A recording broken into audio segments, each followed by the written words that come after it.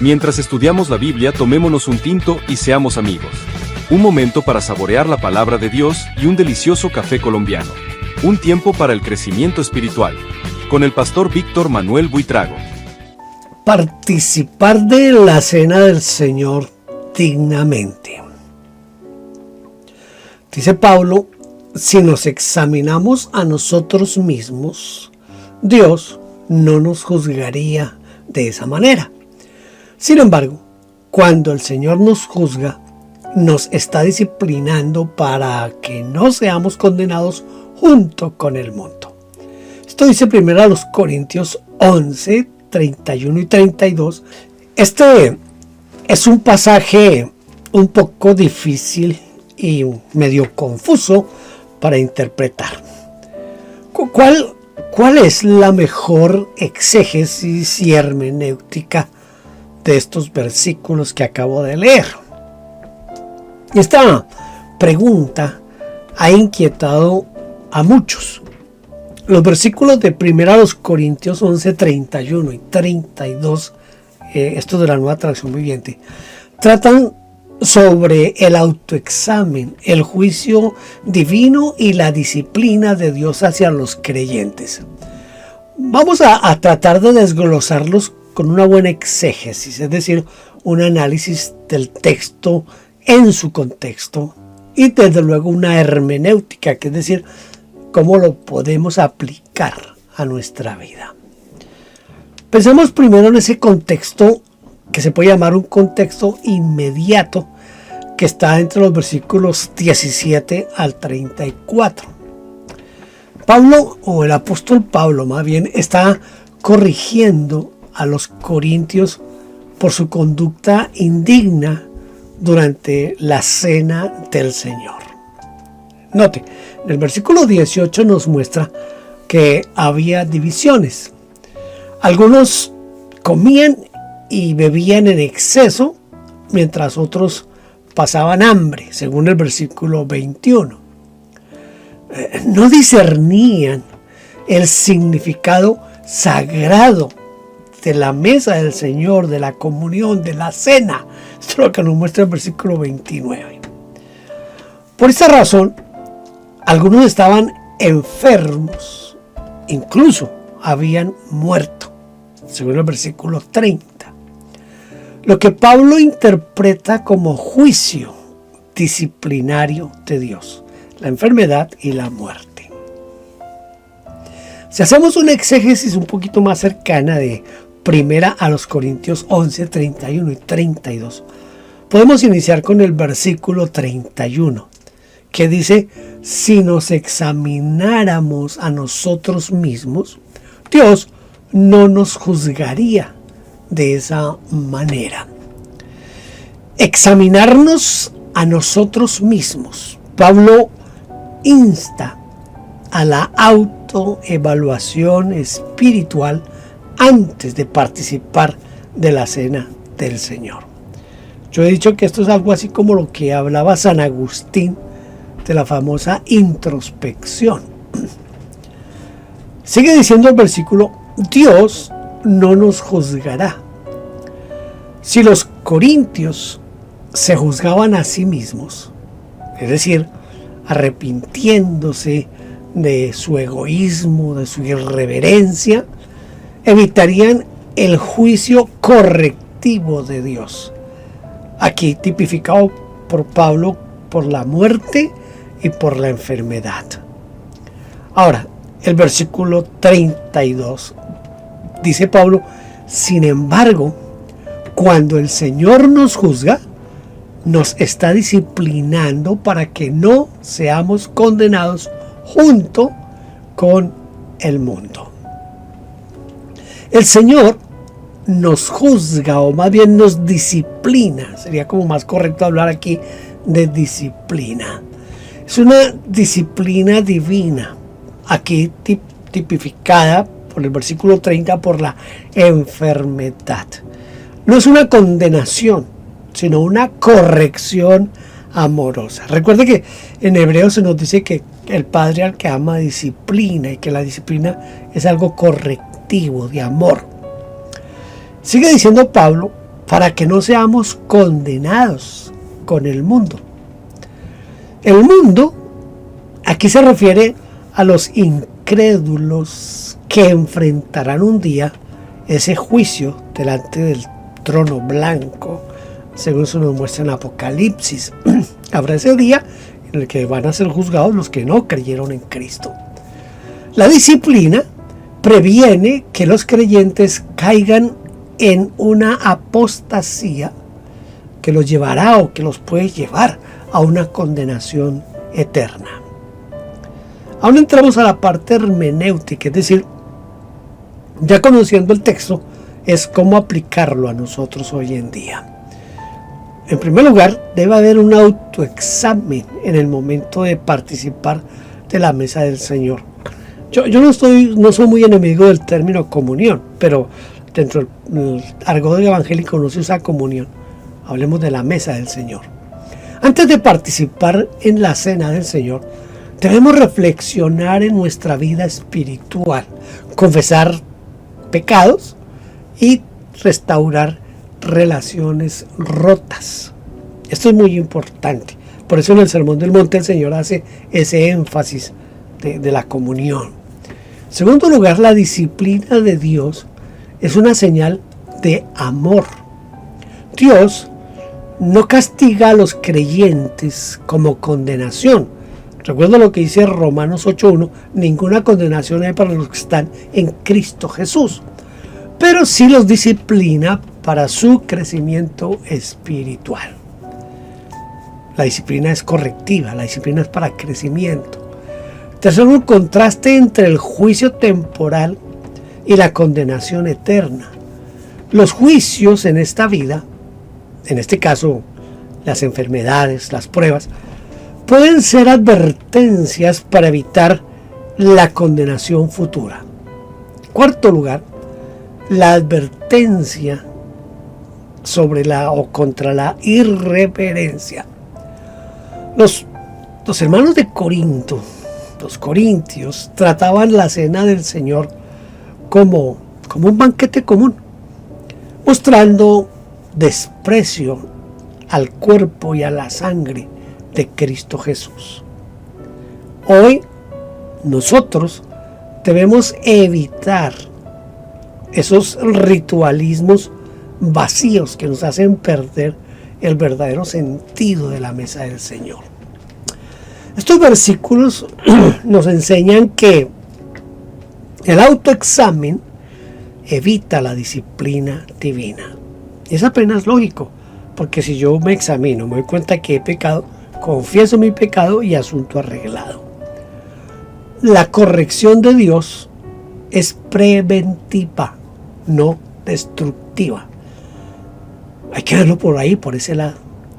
La cena del Señor debe tomarse con reverencia, recordando su propósito, que es proclamar la muerte de Cristo, lo que Él hizo por nosotros, la resurrección y también que Él vendrá por segunda vez por la iglesia. Por eso Pablo dice, todas las veces que comen este pan y beber esta copa, la muerte del Señor anunciáis hasta que Él venga. Necesitamos proclamar la unidad de Cristo, vivir en esa unidad. ¿A qué se refiere en realidad con si pues nos examinásemos a nosotros mismos no seríamos juzgados? Esto dice la Reina Valera del 60. Se refiere a un autoexamen, a un autojuicio. ¿Qué querría decir esto entonces? ¿Que nuestro autojuicio es válido? A ver, vamos a profundizar en el significado de lo que dice 1 Corintios 11:31 la Reina Valera del 60.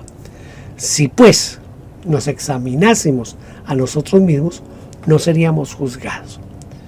¿A qué se refiere ese autoexamen? Es examinarnos a nosotros mismos. El término griego que utiliza el apóstol Pablo aquí es diakrinó, que implica evaluar con discernimiento. No es solamente un chequeo superficial, no, es una evaluación con discernimiento. Juzgarse a sí mismo con honestidad, es decir, reconociendo pecados, actitudes incorrectas, falta de reverencia hacia la cena del Señor y también hacia el cuerpo de Cristo. No es un mero autoanálisis psicológico, sino es una confrontación espiritual a la luz de la palabra de Dios. Como nos enseña el Salmo 139, que somos juzgados por la palabra de Dios y porque Dios conoce todo de nosotros, ¿verdad? Este autoexamen se podría considerar un autojuicio. Bueno, yo creo que sí, pero con matices importantes.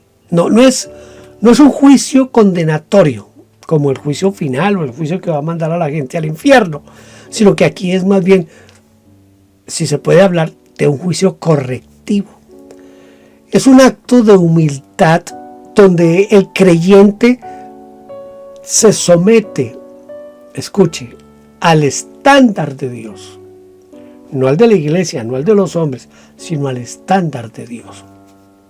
Tiene validez porque está alineado con el juicio de Dios, de 1 Juan 1:9. Si confesamos nuestros pecados, Él es fiel y justo para perdonar nuestros pecados. ¿Por qué nuestro autojuicio evita el juicio de Dios? Bueno, aquí hay un principio espiritual. Si nos arrepentimos antes, Dios no necesita disciplinarnos después. Por ejemplo, tenemos a David. David, tras pecar con Betsabé, bueno, y toda la serie de pecados que cometió David, él confesó: reconozco mis transgresiones. Eso dice el Salmo 51, el versículo 3. Reconozco mis transgresiones. Aunque hubo consecuencias, evitó la condenación total. Dios prefiere la corrección voluntaria, es decir, que yo acepte que fallé y que estoy dispuesto a asumir las consecuencias. ¿Significa que nuestro juicio es válido por sí solo? Bueno, no creo que del todo. No del todo puede ser válido este juicio. Depende de que sea según la verdad de Dios. Escuche, de acuerdo a la verdad de Dios. No reemplaza el juicio divino, pero lo anticipa para evitar una disciplina severa, como ya he mencionado, como enfermedades o como la misma muerte, que ya se ha dicho ahí atrás, ¿verdad?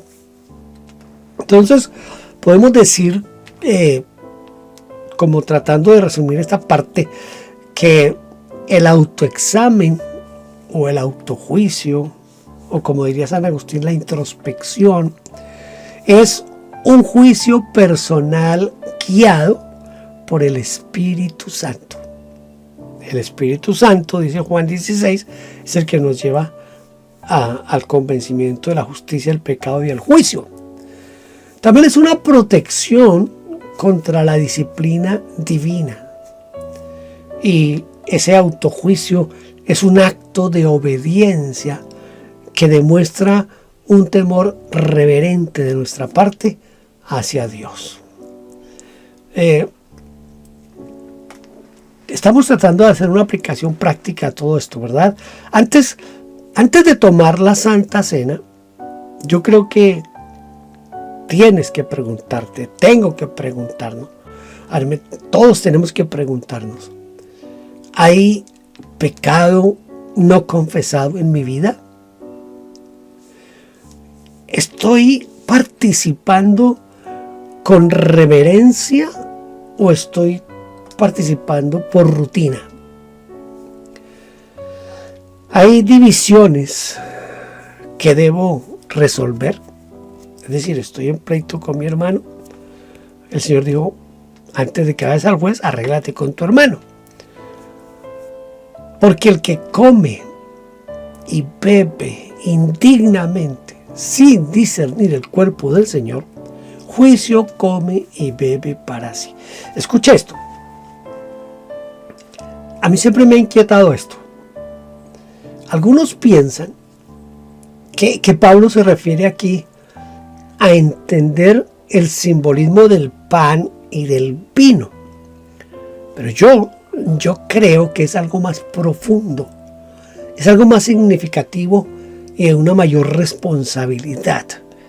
¿Qué es discernir el cuerpo de Cristo? Es entender que yo soy parte del cuerpo de Cristo, es decir, la iglesia. Pero es entender qué parte de ese cuerpo soy. ¿Cuál es mi función dentro de ese cuerpo? ¿Cómo estoy integrado y cómo estoy funcionando dentro del cuerpo de Cristo? Tengo que ligarlo obligatoriamente a 1 Corintios 12 y entender que parte del cuerpo soy yo. Y que si estoy ejerciendo o no mis dones en la formación de ese cuerpo, es parte de lo que yo tengo que entender. Espero que esta interpretación sea más que válida. Y yo creo que esta es una interpretación muy, pero muy acertada, y creo que va al corazón del mensaje de Pablo. 1 Corintios 11:29 no se limita solo a entender el simbolismo del pan y del vino, sino que apunta a una comprensión más profunda y práctica de lo que significa ser parte del cuerpo de Cristo, es decir, parte de la iglesia. Quiero tratar de desglosarlo un poquito, porque para mí esto es demasiado importante. El término, cuando hablamos de sin discernir el cuerpo del Señor, el término griego que se utiliza es diakrinón, que implica discernir con juicio espiritual, no solo intelectual. Pablo está señalando, me parece a mí, dos niveles de significado. Primero, el sentido sacramental, es decir, el símbolo de la muerte de Cristo Jesús. Y el pan y el vino que representan el cuerpo y la sangre de Cristo. Este participar indignamente, es decir, sin reverencia, en pecado o en división, es tratar con desprecio la obra redentora del Señor Jesucristo. La segunda parte es el sentido eclesiológico, es decir, la iglesia como cuerpo de Cristo. El cuerpo del Señor, dice aquí que come y bebe sin discernir el cuerpo de Cristo, el cuerpo del Señor, también se refiere a la iglesia. 1 Corintios 12 nos dice eso. También cuando usted lee en Efesios capítulo 5 va a encontrar ese mismo tipo de simbología. Los corintios no estaban reconociendo su interdependencia como miembros del mismo cuerpo. Por eso había divisiones. Por eso unos decían yo soy de Pedro, otros soy de Pablo, otros soy de Apolos, otros soy de Cristo. Había divisiones dentro de la iglesia. Cuando hay ese tipo de divisiones es el no reconocer que nos pertenecemos entre nosotros. No, los ricos despreciaban a los pobres en el momento de la cena. No vivían en amor, no vivían en unidad. Y el amor y la unidad son esenciales en el cuerpo de Cristo Jesús. Mi interpretación, entender qué parte del cuerpo soy. Mire, esa es una interpretación totalmente bíblica y correcta y se corrobora o se conecta directamente con 1 Corintios 12. El apóstol Pablo enseña que cada creyente es un miembro único del cuerpo de Cristo. Uno en la mano, el otro el pie, el otro es el ojo, el otro la boca. Somos miembros, pero todos somos miembros de un solo cuerpo. Si no ejercitamos nuestros dones, esos que están en 1 Corintios 12, si no nos ejercitamos o menospreciamos a otros miembros, estamos debilitando a la iglesia. Entonces, participar indignamente de la cena incluye no vivir en unidad. Recuerde que somos uno en Cristo, que estamos unidos por las coyunturas. Entonces, no vivir en unidad es ir en contra del cuerpo de Cristo. No cumplir nuestra función en el cuerpo de Cristo también implica que no estamos entendiendo que somos parte de la iglesia. Ignorar las necesidades de otros hermanos, así como lo hacían los corintios y como el reclamo que hace Santiago, de si yo veo a mi hermano con hambre, tengo que partir mi pan y dárselo a él. Ahora, hay unas consecuencias de no discernir el cuerpo de Cristo. ¿Cuáles son esas consecuencias? Bueno, ya es como la cuarta o quinta vez que lo menciono. La enfermedad y la muerte, según el versículo 30. No es un castigo arbitrario, sino que es una disciplina correctiva. También hay juicio para no ser condenados. Recuerda lo que dice el versículo 32. Dios actúa para evitar que caigamos también en la apostasía. Así como el mundo, que es un mundo incrédulo. ¿Cómo podríamos nosotros aplicar esto hoy en nuestra vida y en la relación con la iglesia en el momento en que participamos de la mesa del Señor?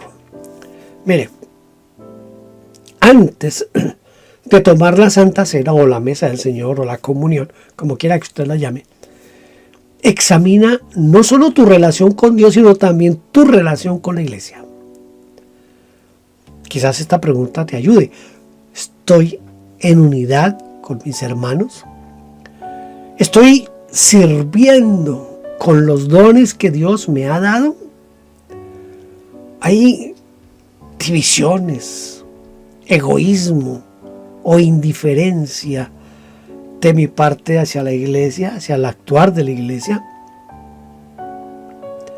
Viva, yo le recomiendo que viva como miembro activo del cuerpo de Cristo. Lo primero que tiene que hacer es descubrir la función. ¿Cuál es tu don? ¿Cuál es tu función dentro de la iglesia? Cuando ya lo reconozcas, tienes que estar dispuesto a edificar a otros. Con ese don, edificarlos en amor. Y algo muy importante, no reduzcas la cena del Señor a un ritual. ¿Por qué? Porque es un acto de comunión vertical con Cristo, hacia arriba, con Cristo, horizontal hacia la iglesia. Este enfoque que yo hago, desde mi perspectiva, es correcto y alineado con el mensaje integral del apóstol Pablo. La cena del Señor no es solo recordar a Cristo, sino también reafirmar nuestro compromiso con su cuerpo, con la iglesia. Yo espero que esta corta meditación le ayude a usted a entender un poco más sobre la cena, la mesa del Señor, la Santa Cena, la comunión, como usted la quiera llamar. Y que la próxima vez que en su iglesia vaya a participar de la mesa del Señor, usted tenga en cuenta todos estos aspectos. Dios lo bendiga y espero que estas cortas palabras sean de edificación para su vida y para otros. Hasta una próxima. Gracias por vernos. Favor inscribirse en nuestro canal. Denos un like, toque la campanita y déjenos su huella con un comentario. Bendiciones.